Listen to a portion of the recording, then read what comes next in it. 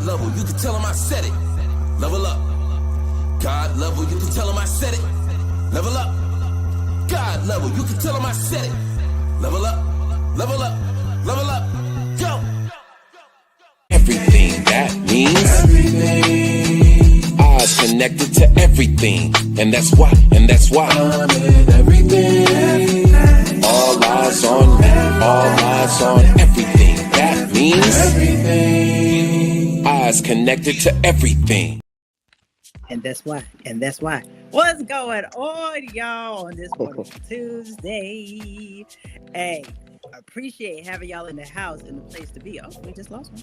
And it's all good, right? Hey, welcome to everybody who's viewing out there. This is Things That People Don't Want to Talk About, brought to you by God Level, who is doing God Level things at the moment. But that's all right, because we're just going to keep it going on this wonderful Tuesday. It's warm outside. Y'all can see I'm your girl, Ivy. I'm looking crazy in my onesie. It's a onesie day, right? I'm feeling my inner kid. It's a onesie day. So we got a lot of stuff to talk about. I'm like, hey, let's go ahead and get to it. We can start with some introductions. So, Mr. John Skywalker, would you please introduce yourself, sir? John Skywalker, the Sly Talker here. I'm a lyricist, spoken word artist, martial artist, personal trainer, lover of life, student of psychology, and I'm a father who is currently taking personal training clients right now, virtually, right? Hey, if you have diabetes, you just discovered you got high blood pressure, if you got cancer, if you're just trying to recover from an old work injury, if you're just trying to lose some weight, whatever your goals are, if you're struggling to meet them and get some serious results, hit me up at master.johnskywalker on Instagram. Master.johnskywalker. Salute. Absolutely. Thank you very much, Mr. Skywalker. And listen, he is the bomb.com. You know what I'm saying? He be having them 10-ton guns. You know, just. All right. Hey, Sherman, you want to come in and introduce yourself, brother? I am Sherman Vaughn. My intro will probably never be as decorated, but I love to be in a room. I don't talk about it ain't gonna be as decorated. You just decorated right now. I know, man. Listen, he comes in, he drops gems, and he be like, "Oh, I'm just." He's still young. He's still young, talking like that. I got time. A little bit. You got time, bro. I'm telling you, big up yourself, bro. Big up yourself, because you come in and you do the thing. You know what I'm saying? That's right. Hey, thank you very much, Sherman. Mr. New, he just popped back in. Mr. King Newborn, would you please introduce yourself since you just came back in? Peace. It's King Newborn. You can follow me on all social media platforms at Newborn Everything. And always, because I'm late, I am that I am of service to family, friends, and loved ones. Peace. Don't know what I just. Shit. He'll be back. Yeah, he'll be back. Okay, and Mr. Mike Lee, I wanted to leave you last, brother, since you coming in here. You're kind of like, you're a special guest. Mr. Mike Lee, please go ahead and represent yourself, sir. Yeah, first of all, thank you guys, for being consistent. That's the biggest thing. It's the hardest thing. So you guys are doing the work, and everything compounds. You eat, and then all of a sudden your belt buckle switch. You're pregnant, and then all of a sudden you got a whole baby, right? You can't walk, and then all of a sudden you're running. Like, everything happens gradually, then all of a sudden. So congratulations on all of you guys' early success. I am Mike Lee. I am a financial guru. I'm big on just making sure the Black community is hip to everything that's happening. I'm kind of like Robin Hood. I go and I take all the goods and I bring it back to the crib. So if y'all need me, if y'all want to talk money, let me know. I got your back. I'm here for you. Appreciate it, Mr. Mike Lee. And I am so excited that you are here together, and we've got these 4 phenomenal and magnificent Black men representing, because what is today's topic? Do you know a good Black man when you see one? This is a carryover. Part 2. This is a carryover from last week. Listen, look, I left my notebook over there, and I left my wine. My wine is downstairs today, but still, I'm like, let's get into it, because y'all was dropping gems last week. you know, and we've got some more. Let's drop some more gems. I'm like, let's get it cracking. I remember that last week we had like Mike Lee. He dropped a bomb, and then it was like, we gonna stop. We gonna stop, and we gonna save this for the next week. And I was like, oh, so let me go ahead and grab my signs, and let me grab my wine, and let me grab my notebook and my handy dandy pencil, because I'm ready. Go right ahead, Mr. Mike Lee. Would you like to kick it off for us, sir? Yeah, I'll kick it off. So if you guys don't remember, we was having an incredible conversation last week, and we simply ran out of time. It got really, really good, and we actually continued to carry on the conversation for a couple minutes after the show was airing. And one of the last things that we were talking about in that brief time is, would a woman rather have a man who's a millionaire and is not necessarily such a great man, or would they rather have a man that might be struggling but has all the moral principles and the integrity and things like that? And we were going back and forth. It was a good conversation. And one of the things that I wanted to mention, and I guess this is where I got cut off, is money is just a magnifier. Okay, so if you are someone who's an asshole without money, if you're a broke asshole, you're going to be even more of an asshole when you have money. If you don't have integrity as a broke man, you're not going to have integrity when you got money. So, and it works the exact same way. If you are A1 from day one, and you hold it down, and you got integrity, and you're trying to take care of your family, coming across a lick or coming across some money is not going to change who you are, because it's simply a magnifier of who you are. So we still got to get back to the basics. Like, are we looking for a good man? Because if we're looking for a good man, sometimes you got to wait it out. Just because he doesn't have the financial means that you may want him to have does not mean that he's not a good man. Or just because somebody does have the financial means that you may want them to have doesn't make them a good man. So I just wanted to kind of just reintroduce that subject and reintroduce that point, because I think it was such a major topic. A lot of you ladies, we can't answer for you guys, but a lot of you ladies have to really look at, what would I rather have? You know, the allure of a financial stability, or the actual stability of, you know, having a confident man who believes in me, who trusts me, who, you know, takes care of me, who is, you know, territorial but not jealous. You know, like some of the things that real men, you know, because let's really get into it. It's okay for a man to be territorial, right? It's okay for a man to be able to say, hey, listen, this is my lady, and I'm going to make sure that she's taken care of. And ain't no motherfucker going to just come up and run up on her and say any type of thing and do any type of. All of that is fine. All of that is fine. But that's completely different than jealousy. So I just wanted to bring the conversation back in. I know we got a lot of different things that we're going to talk about, but I just wanted to bring that point back in. I'm like, you better spit them gems, Mr. Mike Lee, because that is a bar. I heard somebody a long time ago that I considered a good man say, I'm not jealous, I'm territorial. Those exact words. And I was like, oh, okay. Shing. You know, just like, go ahead and put that in there. And I just want to point out, thank you very much for saying that, especially talking about like the financial bits, you know, because like me and God Level said like last week, it's like we know a lot.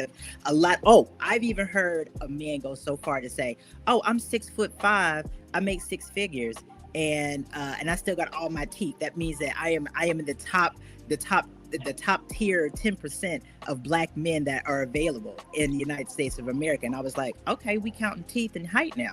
Like, that's it? Yeah, you know? I'm like, and it was, I don't know. It was interesting to me. Go ahead, John, because you know, you be asking all the questions, boo-boo. Well, I was just going to say, you know, again, back to that question right there, just the significance, right? Again, how are you evaluating your guy, right? Your prospect? You'll have some women that say that emotional intelligence and character are important, and they could be telling the truth, right? But it's still a matter of priorities, right? So a lot of the times you get a lot of women that perhaps from their experience, you know, dealt with a lot of brokies, as they call them now, and that's traumatizing. And so you go to the extreme and you say, all right, well, this is the priority because that was so traumatizing, and you just hyper focused on these main qualities because the experience endured, the negative experience endured for so long. You feel like you have to overcompensate for that. So, Mhm. I mean, that's the explanation, that's the understanding, that's the rationale. But we just want to get some clarity. How are you prioritizing your preferences, the qualities of a man, or what you deem a good man, right? The tools, the resources, his access to those resources, that's one department, right? You want a man that's resourceful. In essence, that's what you're saying, right? You summarize it, but of course that resourcefulness is going to be very particular, it's going to be very specific, right? So we're just trying to evaluate, like, yo, is it really as important as you say it is? Because yeah, money can run out, right? Job situations can change, but what about that emotional intelligence? Is it getting better or worse? What about his character? Is he switching it up on you? Is the infidelity on the rise now? Is he lying too much? Is he manipulating you too much? Is he not standing on his values anymore? Or do you guys not? Those things, they tend to matter in terms of compatibility. There's different tiers to compatibility, but I just want us to be clear. How are you prioritizing needs, wants, preferences when it comes to evaluating a good man? Are there stereotypes that make it harder for people to recognize a good black man when they see one? Yes. I'm gonna go. I'm gonna try to go ahead and spit them out though before I get started, because I mean, I know I've been. Listen, I have made some journeys, okay, and I've learned a lot of stuff about myself, and I can definitely recognize how I think I probably fed into these stereotypes because of just how like how you were talking about before, John, about like my own trauma. You know what I'm saying? And not being able to recognize what goes beyond, like, not instead looking at red flags like they were concrete instead of they were a bitch.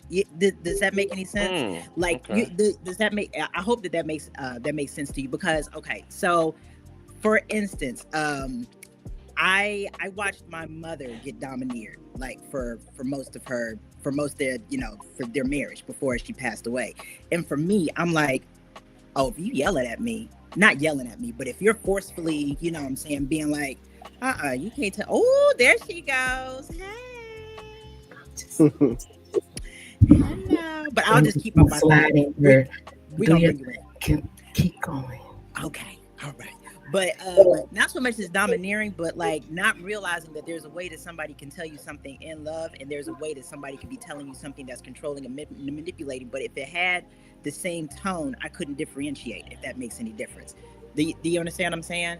Like if like thinking that, like some of the stereotypes, thinking that if somebody, if they want to take me out, they want to fly me here, they want to take me on a good time, then that means that, this one is a keeper, but not seeing those other things that lie beneath that. Because I have been like, the stereotype was a man provides. There was no emotional intelligence that was supposed to be involved in that component. You know what I'm saying? And I didn't even know for myself that I was lacking in the emotional intelligence component until I finally figured out that that's something that I was missing.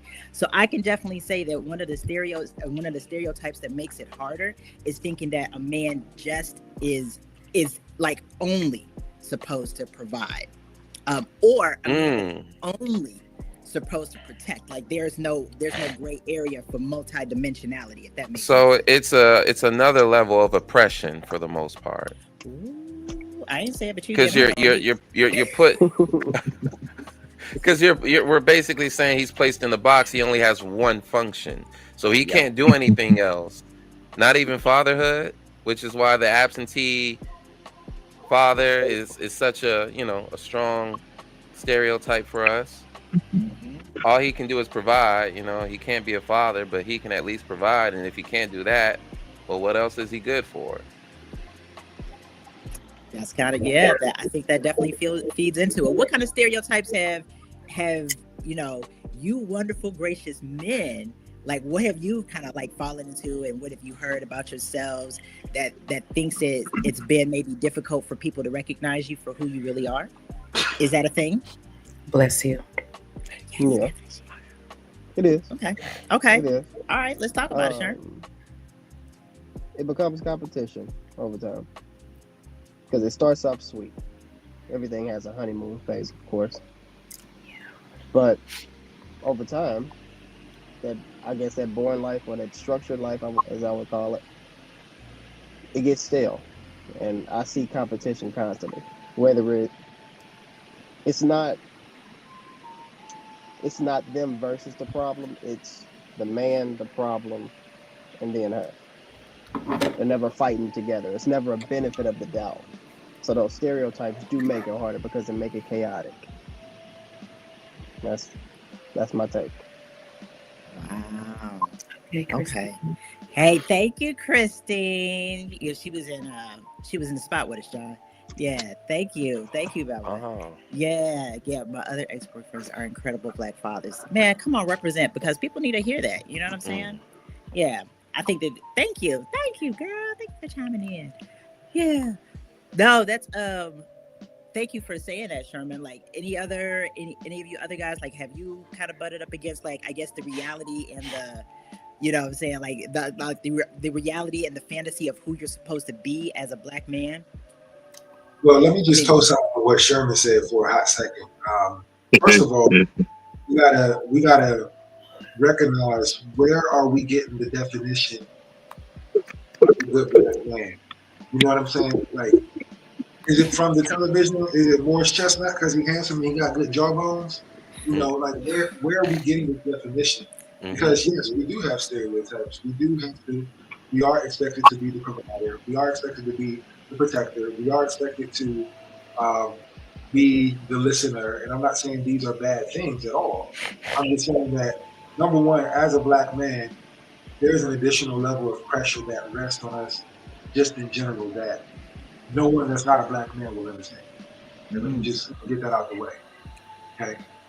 However, when you take all the pressure that we have on our shoulders as Black men, a lot of the times what we're looking for and what we need is somebody who we talked about it last time, somebody that we can be vulnerable with, right?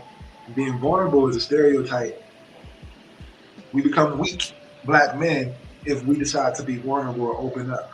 You know, we become someone who's not strong anymore based on us having emotions. You know, so that is a stereotype that, unfortunately, us as Black men, we try to address ahead of time. We stay tough, we stay rough, we don't open up because of the stereotype. It will make it a lot easier for us to find our person if we can be transparent, if we can be strong Black man, however, still have the ability to relay our message and be able to communicate properly. You know, one thing that I always ask people is, what's more important to you, action or intent? So let's go back to what you said, Ivy. You said you had a man, he may have spoke to you in a certain way.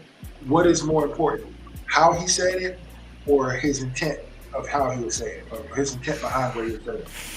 I was getting ready to like both of them are important. Both of them are important, but what's more important? I'm like, that is a slippery slope. The reason why I'm gonna say that, right, is because, okay, so I learned a quote, right, and it says the road to good intentions are always the road to good behavior is always paved with like intents, right? And something that I learned myself, like in my own journey, is that we always judge ourselves by our intent, but other people judge us by our actions, right? So that's why like in just like in communications with my kids, right? It's like I would think that I always had good intentions, right? But before I went through therapy, before I did the work, my words, they didn't necessarily come out that created space for safety. They didn't. So for me, it's like if you don't understand somebody, it's like you only see their actions and you can't get to know their intentions until you get to know them. However, it's like there's a really fine line between intentions and actions. So I just wanted to throw that in there. And I completely agree with every word that you said, every single word that you said. But what I'm going with this is, sometimes you can't necessarily look at a man's actions. You have to look at his intent, because all people have scar tissue. Some people were raised different ways. Both of my parents were military. My dad was a master sergeant, and my mom did 17 years in the military. So the way that I initially learned to communicate with people was not, there was no malice behind it. It's just how I learned how to communicate. What did it for me is finding a spouse that understood my intent beyond my actions, so I can learn how to act differently, right? So that's why I ask, like, it's a lot of pressure that falls on our shoulders, you know, and sometimes to find a good man, you got to look at the intent and allow him to communicate, have an open chain of communication so he can work on his actions. Because not everybody's going to come in 100%. The 100% good nigga is not there. You know what I'm saying? He's going to have some things that you don't like, and you're going to have some things that he don't like. But sometimes it's the communication factor that we're missing. And that right there, that's a whole entire another show. Like, because I think sometimes you got a lot of people out here who are looking for, look, I'm just gonna go ahead and spit it out. They looking for super nigga. You know what I'm saying? It's like they want the one who can do everything. And I'm like, but we're all human. You know? Like, there's gotta be that give and that take. There's always that 80-20. Okay, I'm gonna be quiet. I'm going on mute. Can I just say something? Can I say something? Absolutely. How y'all doing? Man. Stereotypes are created in broken home by unhealthy people. I leave for 2 seconds and that's what you come in with? Really? You just coming in hot? Now, I'm if you sit down and think about it, where are you getting most of your advice from? At home, by what your parents going through and what they seen their parent went through. So they're trying to give you the best advice as to, okay, grandmama had a man that wasn't no good, that wasn't a good provider. Make sure you get you a man that's going to provide. You know, it just travels down the line.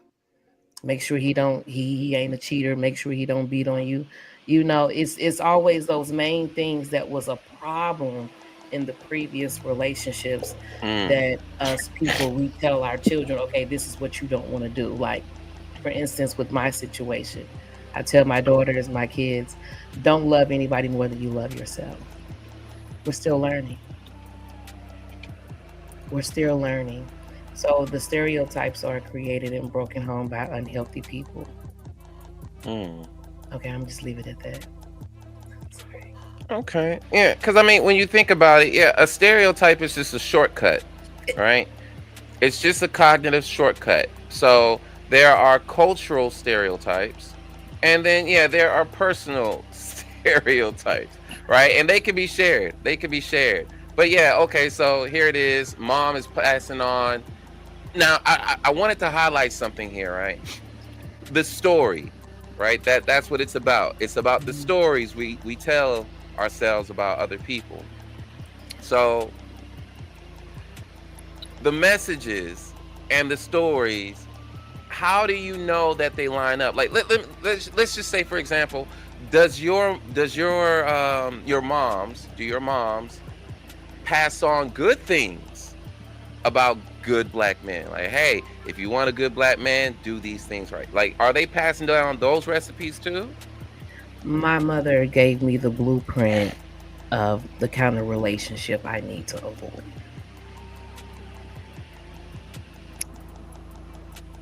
I will say, for me, I love her. Rest in peace, Mom. But she gave me the blueprint. I'm living this life with this man. It's not good. It's not healthy. To me, that's the blueprint of what not to be like. But a lot of us end up getting in situations like that because it feels so familiar. It feels like home. That is very true. However, I can say now, speaking of my mom, now that I have like a little bit more of maybe an expanded view of relationships, you know what I'm saying? Because I'm moving out of that hurt, you know what I'm saying? It's like I can see that there was both good and bad, because Because on one side it's like, my dad is a very multi-dimensional figure, right? So even though he was very harsh, very a little misogynistic, pretty, what I'm saying, all of those different things, also, but he was very direct, you know what I'm saying? He wasn't gonna lie about anything. He was like, I did it, and what, you know what I'm saying? I mean, he provided. The man worked, like he worked really, really hard, you know what I'm saying, to provide. So I can say that those are two things that I got from watching that relationship as well. I don't know if anybody else has anything to say about that as well, but yeah, that's my little view. Oh, and okay, Saul. All right. I know I wasn't finished reading it. Oh. Yeah. My bad. Saul be coming through, baby. Be coming through.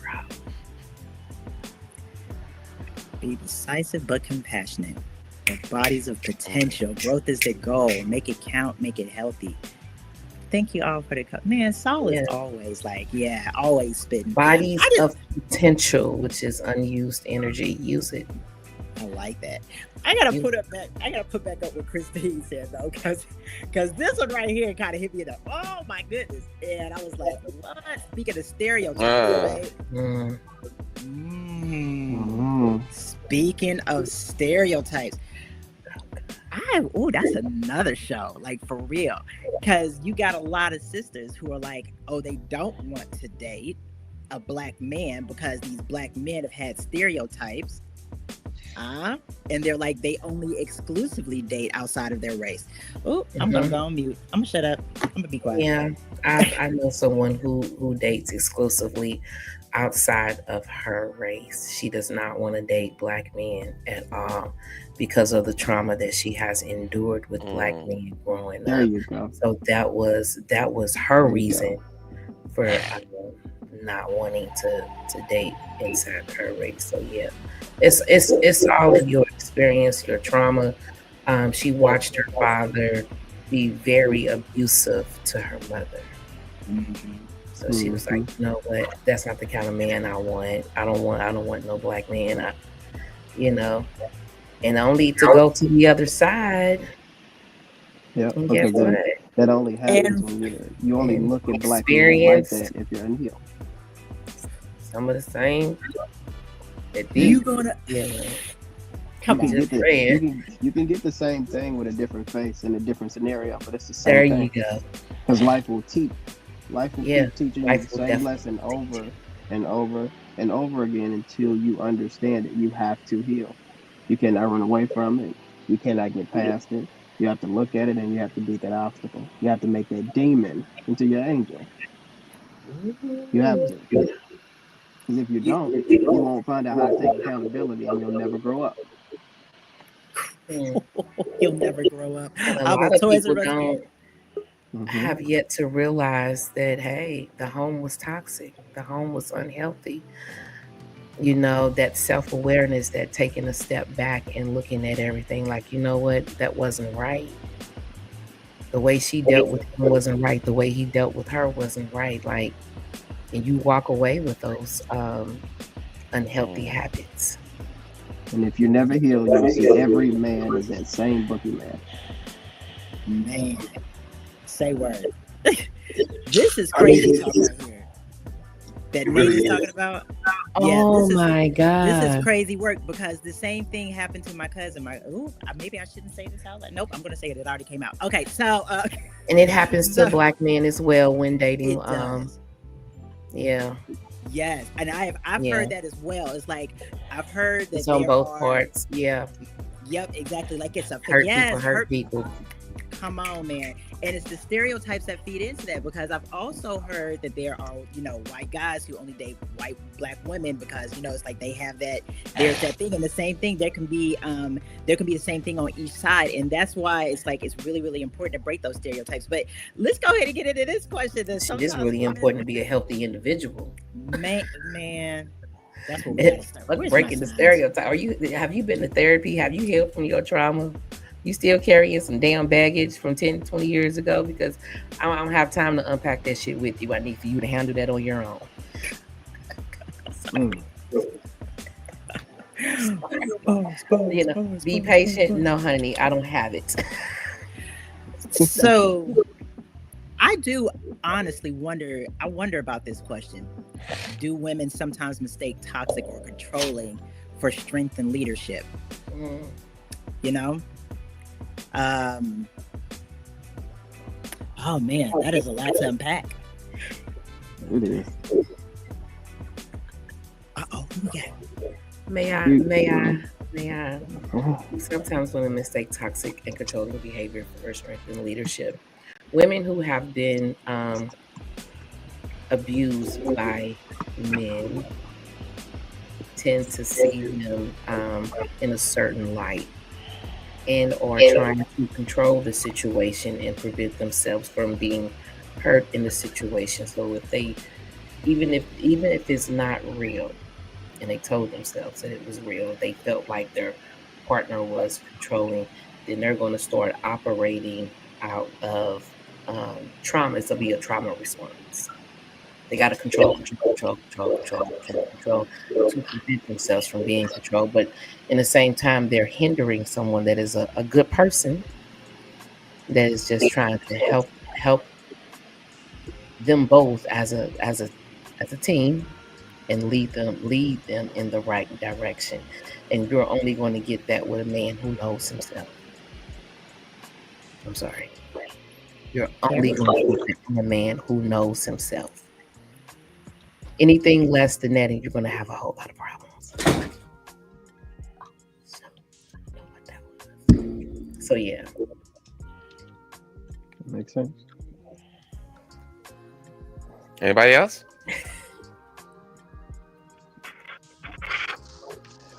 Well, I mean, I just want to hear about somebody else saying that, like controlling or toxic behavior, strength and leadership. Oh, and I also wanted to go back to something that that Nate said. Women think that leadership is controlling. Okay, so now women who have yet to heal. I'm gonna stop you right there. I'm gonna stop you right there, Mr. Nate.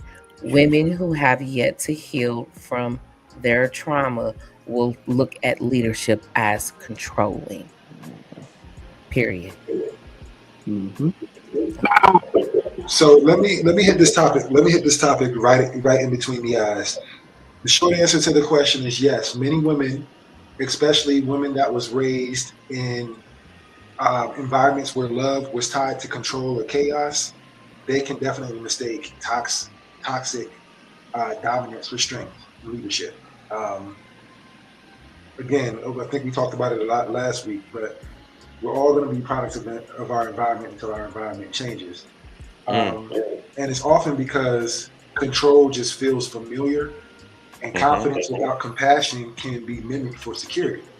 You got a compassionate man over here, you got a confident man over here. Two very different things, And true leadership really empowers people. It doesn't really dominate. So that's how I feel about it. But yeah, you can definitely mistake toxicity for leadership. all right, brother. Let's get into it. What's the difference? Give us examples. What's the difference between control and leadership? So I think leadership, again, it empowers, so think about raising kids. If you guys have children, it's a very easy example of showing the difference between control and leadership, because they don't have a choice. You're either going to control them or you're going to lead them. So when you're raising children, how do you raise them? Are you demanding them on what to do? And I'm not saying that this is like, eye for eye in an adult relationship, but it's easy to kind of separate the two. Are you asking your children the type of questions that's going to help them get to the answer, or are you just telling them the answer? Are you allowing them to grow through action, through example, through speech, or are you hindering them through those different things? So it's a nuance, but when you break it down to its nascency, to the very basics of it, you see it. You see it. How would you talk to your child? How would you want somebody else to talk to your child? I got a kindergartner. I know one thing. Y'all better respect my son and talk to him like he's an adult, because that's how I talk to him. You see what I'm saying? I talk to them with respect. You know, so I'm trying to lead a child. I'm not trying to raise a child. I'm trying to lead a child. You know, so that's my input. Okay, so the same thing applies. Nodded. Every man on here. Yeah, Yeah, I was every peeping man that. on here nodded. Every single last one of y'all. So Absolutely. so basically, you're saying that in relationships, that a man is to speak to their partner the same way that they would want to be spoken to. Yes, but not just necessarily the same way that they would want to be spoken to, but also the way that you would want to be spoken to. Like, there's a respect factor that you have to take in consideration, and you have to be able to communicate in a way where people can hear you. Like, if I raise my voice, my spouse may not be able to hear what I'm saying. All they can hear is me yelling. You know, I have to be able to communicate in a way that is conducive for them. You know, just like you can't overspeak a 6-year-old. You can't use big words, big braggadocious words that he's not going to understand, because the point is to communicate, not to talk, but to actually communicate. I think that's the biggest difference, is really meeting people halfway and making sure that they understand what you're actually trying to relay.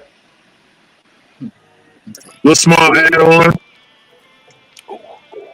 We really pushing for understanding and comprehension.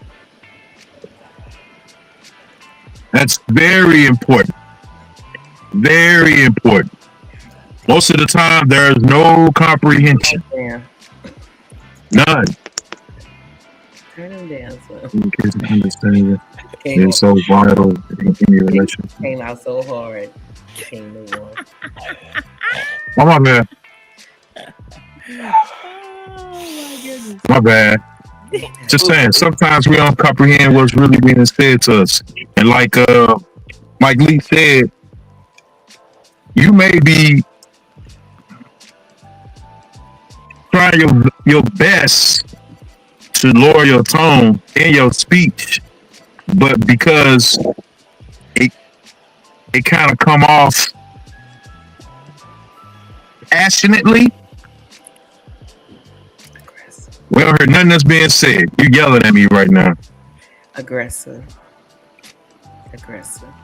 Which sometimes you have women that say, "Why? When you was talking crazy to me, why you ain't talk crazy to him?" You be like, "Dang, ouch." Wait a minute. Hey, boo, baby. I wasn't talking like that to you. I was actually toning it down when I was talking to you. Now, if I talk to him like that, I'm talking with the understanding there's a very thin line of being respectful and being disrespectful. Very, very thin line. That's a different of an intent then. So that conversation. So now I'm just putting it out there, because Mike Lee did just say, he was like, you kind of communicate, you communicate on a level that for Hell. Bring that question back up so I can answer it properly. Go ahead. Go ahead. You got it, Bill. Oh, okay. I'm just waiting on that. What are we waiting on? This question. Hell no. You don't think so? You don't think it's possible for a man to be good to one woman, but not to another? If you are a good person,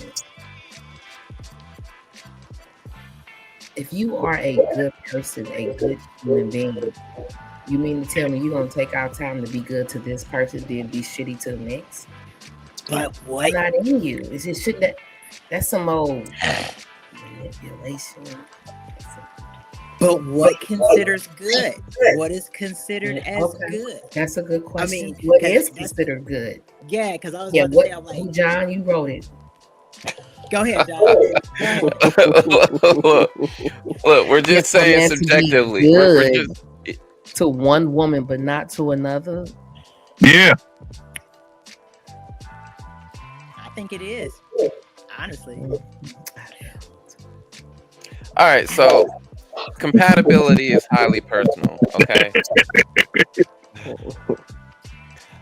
a man's qualities might resonate perfectly with, this woman's values and needs, and then the same thing might cause some friction over here.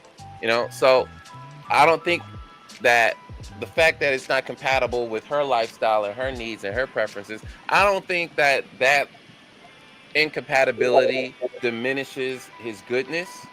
I think it just highlights the importance of mutual understanding. Comprehension. Being like who they are, not who they pretend to be. So Yeah, because I can, exhibit all the same qualities in all of my relationships. Matter of fact, I was just talking about this today when it comes to my parenting. I'm not the parent for every kid. I know that about myself, right? So what I'm looking for is that compatibility. I feel like I could, father any child, but also there is a compatibility issue. So one kid will say, man, if I could just have a dad like John, and there could be a whole wealth of kids that think that in that compatibility, right? But a lot of the times you're thinking in a different context, right? But then same kids, different dad, they don't feel that way. So individual differences. It's like I could be the same way to every child, but will every child receive me? I could be the same way with every woman, but would every woman receive me in that because she has her experiences, she has her filter. All right, so I have to respect that. Hey, maybe I'm just not for her. In all of my goodness, maybe I'm just not for her. I can move on to the next one. I could take that, and I've done it. yeah, Right. But so that's also part of respecting, the autonomy of a woman, the self-determination of a woman. I'm not trying to control you. I don't want you to just be here. I want you to love it here. And so if you do, cool. That's the schematic. You're just confirming what I believe to be true about myself and my ambiance, right? So, all right, intentionally trying to be a good man. And then this woman says otherwise. And I know she's lying, but it's still all about the story. Her stereotypes versus my truth. And a lot of the times you're going to believe the stereotypes because it just sounds better.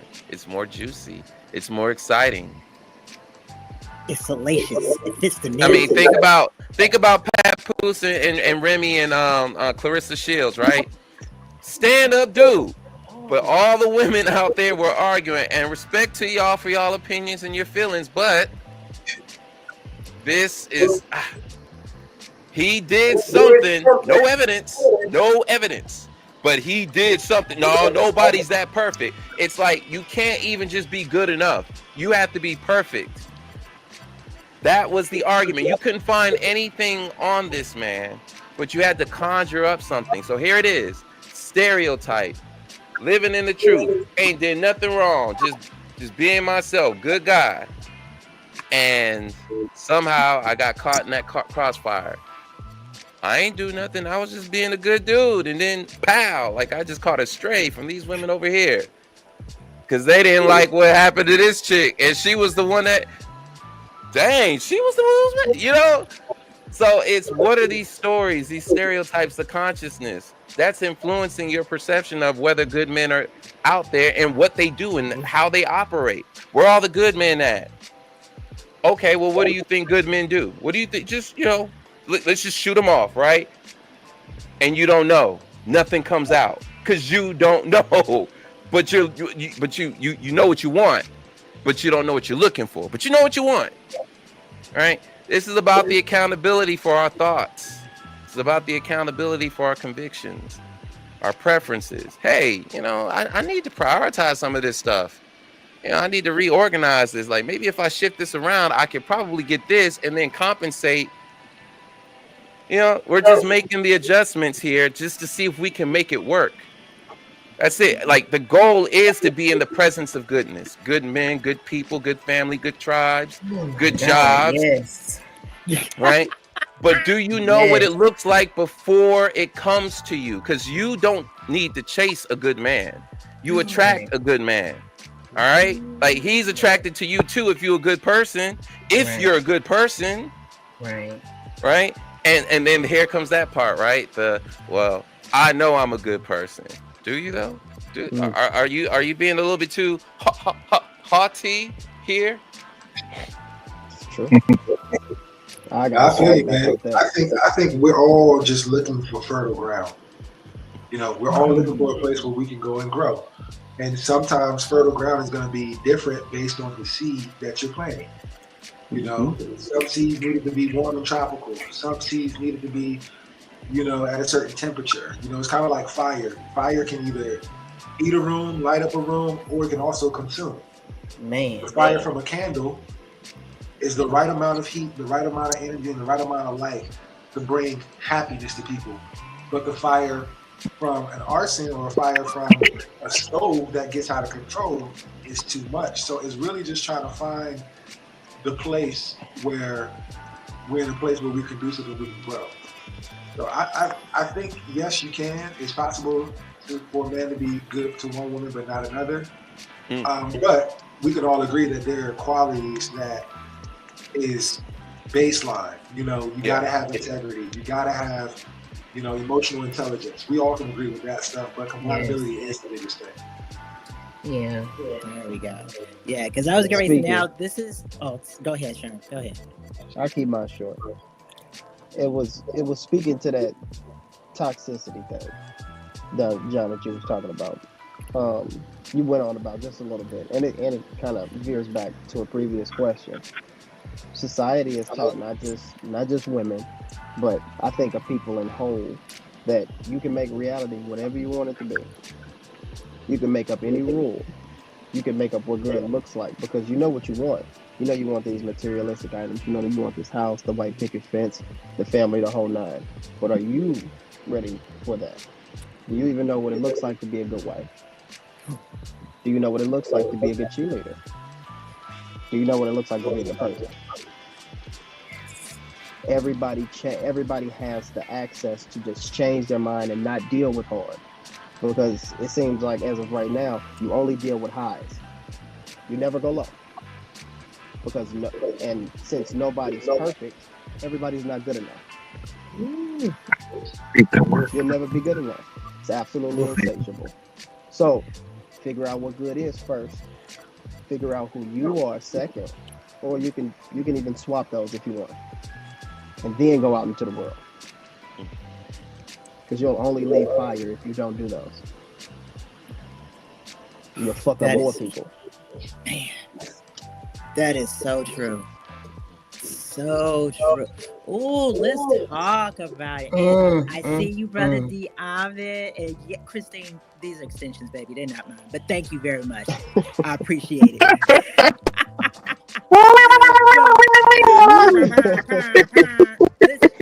So, social media. Yes. How does it influence women's expectations?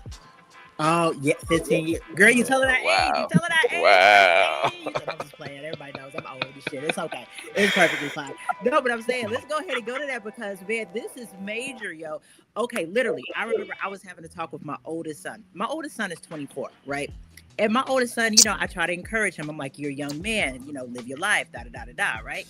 And so I'm a mom, right? So of course I'm asking invasive questions. It's just kind of comes with the place, right? I'm like, son, I was like, why don't you take your friend X, Y, and Z, your little friend, like on a date, And he's like, nah, man. He was like, because these girls today, all they want is they just want to do with money. They don't want to do with, they don't want a good guy. They don't want somebody who's got a good heart, because he'll get clowned. He'll be called a simp. And I'm like, what? And this is at 24. You know what I'm saying?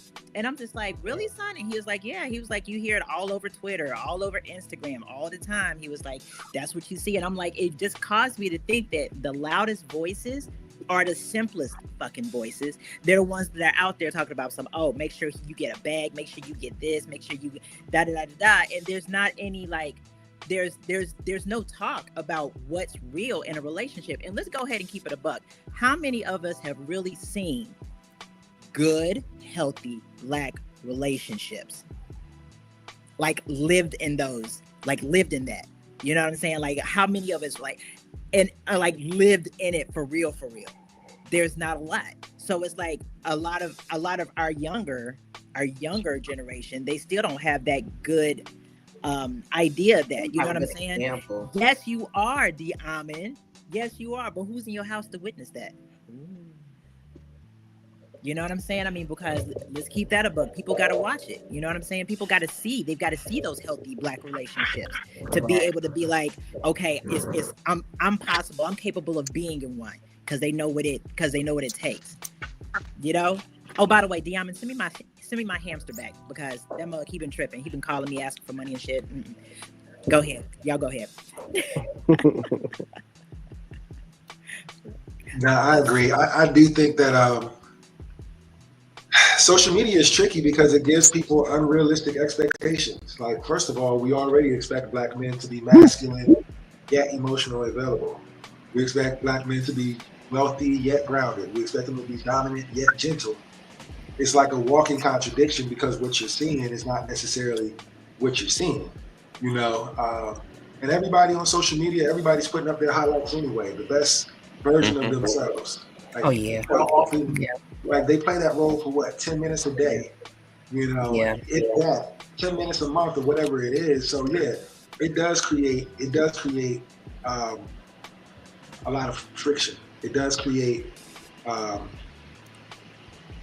little bit more pressure. I think Sherman mentioned before that it feels like a competition a lot of the times. And social media is a big part of that because keep it a buck. If you're a attractive woman online, you already know, the men already know that dudes are in your DM. They don't care that you got a man. They don't care. You know what I'm saying? Like, so it's a lot that goes on with that. But yes, I do think that it creates, it does influence the expectation of women. Yeah, and not only that, but it's like the fantasy, like you just said, like we live in it. It's like it creates those fantasies. Like you expect for a man to be protective, but yet still emotionally vulnerable. Like there's no, you know what I'm saying? There's no in between. No, Diamond, bring me back my hamster. Bring me back. I'm sorry, it's my bad. But yeah. I can't. Oh my god. Okay, never mind. I'm just go ahead. Say what your chest, girl. Nope. Say what your chest. I'm like, cause I know I watch. What's the name of the show? Like they talked about it, like Trip Fontaine and Miss Kitty. Oh yeah, all yeah, of those it's a nice like, show. Yes, right. I mean, so they're always talking about, ooh, that narrative is responsible for suicide and attempts. Yes, man, because people are like, we can't live up to what we see on social media to whose life this is. I mean, that's perfectly curated and crafted. Unless somebody be real, you know. So yeah. Yeah. So I'm not gonna touch that. Yeah, and then of course there's the hyper focus on wealth and status, right? I mean, we've all seen Pop the Balloon, right? And so I think that is horrible. It's entertainment. It's entertainment, right? But that's part of the discussion here is even though that's entertainment, we're all reacting to that, right? We're processing that. We're encoding that. And that is shaping our perception. We're believing some of that stuff now. Let's be clear. We're believing that this is how people think. We're thinking like, oh, okay, there's a 30-something and a 40-something that's speaking like this, thinking like this, dressing like this. You know, you're listening to the bios, you know, I'm an entrepreneur and you're hearing this, I'm a model. You're hearing this. And you're like, is this what the dating scene is like these days? And then you see the social media videos. You remember that little run we had a couple of years ago? Because we haven't really seen it in a while. But, you know, Cheesecake Factory and all that. There was an attack on just basic eateries. Just basic eateries. Like, attack on that, like, nah, that's not good enough no more. We went through that little phase for a while. I seen that, right? And I was like, what? But everybody was talking about it now. Okay, now these days it's cooled down a little bit. I've looked around, I've checked the temperature. It's cooled down a bit, but we were going on a run those past couple of years. It was hard. You couldn't take a woman nowhere. The video, and then you come to find out a lot of these videos are fabricated. Oh yeah. They're not even real, but people believe the hype so much. Now they're afraid to date. Now they're afraid to interact, mingle, right? And so here it is. Black women having this stigma against them, black men having this stigma against them. Where are the good guys at? He got to still do this. And then it's like, as a guy, a lot of times we'll kind of go along with it, like, well, okay, let's just see where this goes. It's this new age. And then you get to the end and it's like, dang, I got scammed. I ain't gonna do this shit no more. I got burned. No, I'm just kidding. Right? I was about to say. So no. we know the social media has an influence, and we have to give credit, right? It's not just what we've been identifying this whole show is, where are the sources of our information? Where are the sources of our ideas? Where is the truth coming from, and where is the story coming from? And are you taking accountability for that narrative that you developed in your head, that you inherited in your head? Are you taking is it getting you what you want? Is it getting you where you want to go? I ain't got no good men in my life. Why? Like, what? Inventory your thoughts, your patterns. Inventory that are your thoughts serving you in the way to deliver you, right? Because I'm telling you from my sister's point of view right here, okay? I wouldn't still be here connecting with them, just like these brothers. I wouldn't be here connecting if they didn't do their part. So they had to have done something right for us to still be here. So I look at some of my female friends sometimes too, and it's like, hey, if you ain't got enough of them, you might want to look at you and just tend to your garden, the garden in your mind. You might have some unchecked biases that are preventing you from attracting those good guys in your circle. It's usually the belief first and then the reality, not the other way around. Usually that's how it works. I gotta go ahead. Thank you, Kathy Ann, for popping in. I appreciate you being here. And she asked the question: since times have changed, where now women are more a part of the workforce, should the expectations of men remain the same? And that's a good one, because let's talk about social media and how we talk about how we didn't even know this word emotional intelligence. What, 5-6 years? In the Black community, yeah, we didn't know we was traumatized. Man, come on, sis. I mean, because we really do. I'm serious. We didn't know that we was operating out of trauma. So it's like, before we jump into a relationship, go sit down on somebody's couch. Make sure you're good first before. You can answer that question, Miss Tan. Oh.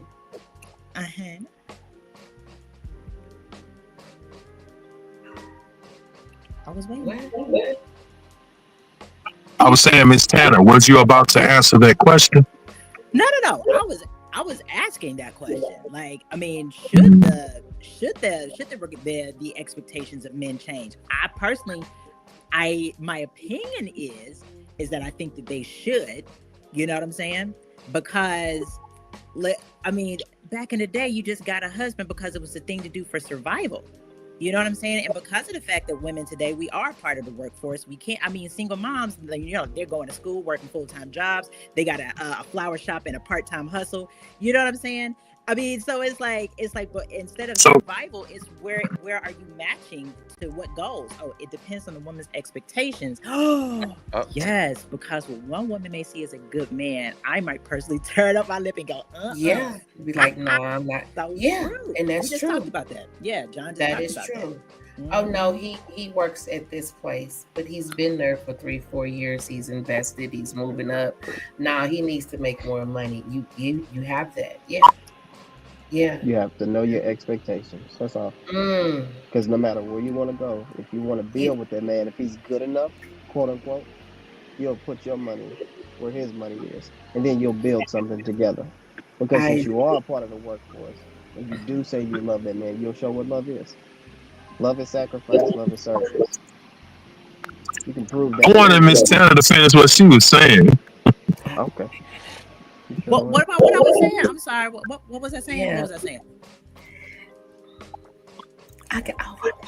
is so bad. Say what you said. I'm like, say what you I want what money can't buy. I heard that. Yeah. I heard that. Yeah. I'm Yeah. so sorry. Oh. And I told this to my ex, you know, I want what money can't buy. That trust, that honesty, that integrity. Like give me the love. I want what money can't buy. Beautiful. I'm just saying, Kathy Ann just went ahead and nailed it. Yeah, because a lot of us, Kathy, we didn't grow up in broken homes and have yet to see that the behaviors that we are exhibiting is due to the broken homes that we grew up in.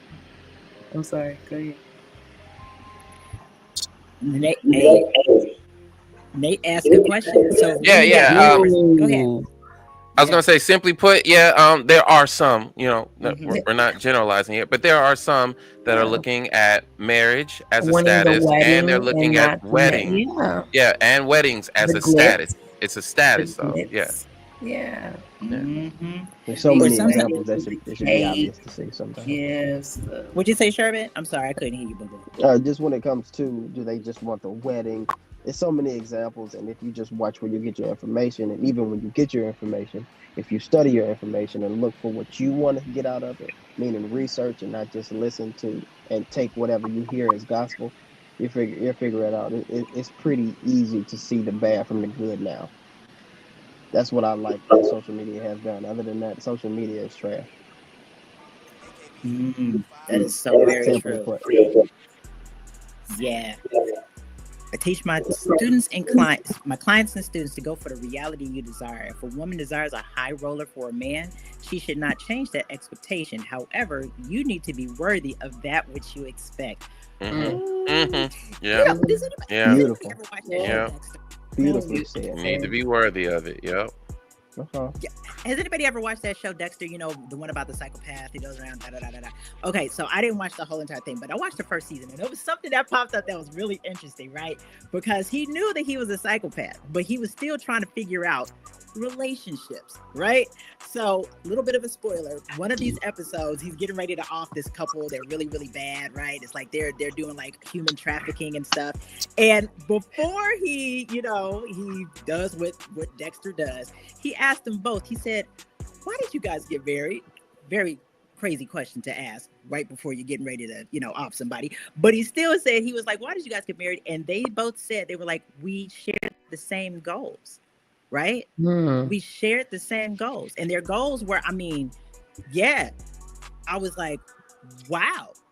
Because if you really look at it, it's like, who is it that has the potential to meet whatever your goal is? And if your goal is medium, don't be, don't be ashamed of wherever that goal is. Like you just said, God level, you was like, I want things that can't be bought. Point blank, period. That part. I want what money cannot buy. Are y'all gonna address what Nate just said? I'm so sorry, my bad. What did they say? Please address it. Oh, this part. Yeah. Nor was I conditioned to marry. I was given an ultimatum, and many times men just rock with whatever the woman wants. We don't think of that shit at all. Some do, yeah. Okay. It's not new. That's not new. Comes with experience. Yeah. It's like I wasn't conditioned to marry, but I like the idea of it. I was like, oh yeah, okay, I could see that. Yeah, I could work with that. Yeah. Oh, this is how you design, and you start playing with the idea. Okay. You nurture it and you try to make it your own. So, I held on to it just like anybody else. But if you ain't got nobody to, model it, it's a great idea to you, but execution, Yeah, he said because especially a man in the 20s, not thinking about it all that deep. But if I like you and you told me that you love me, you want some kids, then boom, let's do it. And then he learned. And let's go ahead and keep that a buck too, man. Look, I got married in my 20s. You know what I'm saying? And I got married not because I wanted to get married, but because of the fact that I thought I was like, well, this is the next step. I guess we get Damn, married, have man. kids, da da da da da. And I realize now, at that wonderful big age, I'm like, ooh, why did I get married? You know what I'm saying? Yeah, So because in your 20s, if you're even thinking about a relationship, you should be thinking that deep. Because choosing the right partner for you can be the most detrimental or the most beneficial thing that you can ever do in your life. Mm, So take your time until you're ready to think that deep. Don't get into a relationship there you go. because it's just as much work as going outside and working in a 9 to 5. You got to come home and you got to work on your relationship as well. You can't let one outweigh the other. who gonna tell him though, Sharon? Who gonna tell Hopefully him? they listen. We Yeah. hope. Y'all did We me hope answer they that listen. question. Yeah. Do you think the community? No. Ooh, the community performs sufficiently to uplift and support Black men who are truly good but overlooked. Nope, because like we just said before, like I was telling you about what my son said, the loudest voices on social media are the ones that get the attention. The good guys. A lot is being a lot of highlights on the things that men do wrong are showcased first or talked about first. Even though John have shared some stuff with me, about Black men healing, meditating, getting together and uplifting and building one another, you don't see that as much. You see the man over here that won't take orders to get something to eat. You see the man over here that's cheating on his woman. You see the narcissistic guy. You don't see that the images of good Black men are not circulating as much as those of the negative ones. And the other thing about that is when you see a quote unquote good Black man, he also has to be handsome. He also has to be muscular. He also has to be wealthy. He also have to be all these things that you want to wrap up in what people would consider a good Black man. And it comes in all shapes and forms. Not all good Black men have the financial stability or the muscles, necessary to fit your Instagram feed. However, there are a lot of good Black men out there that's compatible with you, that actually care about your well-being and all the things. So, no, I don't think that the community sufficiently uplifts the black men in our communities. However, I don't think that is only the responsibility of the community. I think more Black men need to come together. And when you find a group of good Black men, that's a little bit different than finding them on an individual basis. Like, I think that Black men, like Sherman mentioned last week, if you're dependent on your own opinion, then there is no growth available to you. So I think that there needs to be more situations where Black men are unified. After Future. We need that sound. Where is that? Wow, thank you, Mike Lee. Yeah, I'm not gonna lie to you. I think it was Sherman who said this like last week. Like, wait, like what is it? Or no, it might have been actually to tell you the truth. I think it was Mike Lee and Sherman. Like you guys both said it while we've been on here. Like, what are you feeding? What algorithm are you feeding to yourself? So I'm not gonna right. So I'm not gonna lie. Yeah. I've said it before. Like I got 2 young Black men. Like, you know what I'm saying? Those are my sons, and I'm not gonna lie, my last relationship was ass. You know what I'm saying? But the thing is that with my healing, I also understand that I have to go and I literally have started to look for those algorithms in social media to look for Black men doing good shit. You know what I'm saying? And I have to because of the fact that I'm like, not only am I accountable to my sons, but I'm also accountable for these 4 brothers that I'm on this podcast with. I'm also accountable for the guys who I hold in high regard. I'm also accountable for if I ever decide to date. You know what I'm saying? I'm accountable to whoever it is that I'm going to date next, so I'm doing my work. You know what I'm saying? The community is lacking in unity. Whew. The village concept is dormant. This leaves the members of the community left to self-preservation under the struggle of survival. When we gonna get them there, boo? When we gonna get them there? Because the thing is that we got. Man, I'm telling you, because we got. Thank you, Maggie. I'm gonna shut up. Let me go on. No, that's a good show. Because now we're talking about the machine. We're talking about the system. Because they have now taken their hands completely off the system, and we are running it ourselves. Because all you heard throughout the Black community is mind your own business, and we were never those people.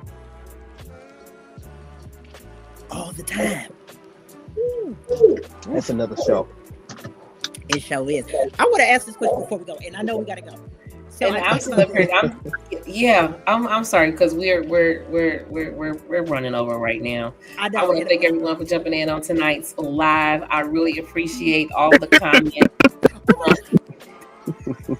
Keep that question. Diame, Nate, Maggie, everyone who left the message. Thanks, Mike Lee, for joining us tonight. Absolutely. Oh my God, we will see you all back here next week. John, you got me? Yep.